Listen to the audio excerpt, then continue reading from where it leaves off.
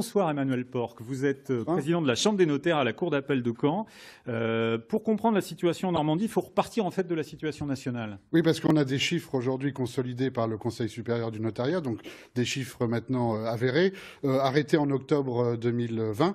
Et pour bien comprendre ce marché, en effet, il faut revenir sur une année, un contexte national qui est finalement en 2020 une année résiliente, puisqu'on a à peu près 980 000 transactions immobilières dans l'ancien, donc à peu près moins 8% sur le global. En fait, ce qui s'est passé, c'est une migration, vous l'avez bien rappelé tout à l'heure. C'est un flux migratoire. Les grandes villes ont perdu des habitants au profit de nos campagnes. Tout le monde a voulu un carré vert ou un carré bleu sur la côte pour pouvoir se confiner dans de meilleures conditions et avec un horizon. Du moment qu'on ait un balcon ou un jardin, eh bien les gens ont pris, ont acheté. Et c'est l'ancien qui a connu vraiment une forte augmentation. Alors sur les chiffres, c'est l'ancien qui prend une augmentation. Les maisons, les appartements, je vous dis, du moment qu'on a un espace et un horizon, c'est vraiment ça qui a pris. Sur le neuf, c'est moins caractérisé puisque c'est souvent des ventes en état futur d'achèvement ou des programmes qui de toute façon ne répondent pas à l'immédiateté de la demande. On a des chiffres étonnants, notamment dans le Bessin, avec plus 19%. Comment on peut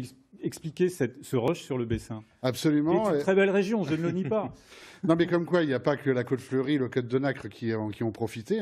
Le Bessin est une terre d'accueil forte. Eh bien, écoutez, oui, les terres de Bayeux sont tout à fait attrayantes, avec un pic même sur les terrains à bâtir qui se raréfie dans ce secteur, puisqu'on est jusqu'à 19% d'augmentation sur les terrains à bâtir. Alors, on vend cher, donc on achète cher. On a peut-être un marché qui va se cléroser, et je pense aussi aux primo-accédants qui vont avoir du mal à se loger dans les mois à venir. Alors, le confinement, lui, il a été révélateur en fait d'une tendance qui commençait à peine et puis qui a vraiment explosé, c'est le télétravail. C'est ça, c'est un phénomène accélérateur et révélateur. Depuis 2005, le télétravail est possible de par la loi dans les entreprises. Et bien là, ça se concrétise. Nous avons des gens qui ont envie de changer de vie.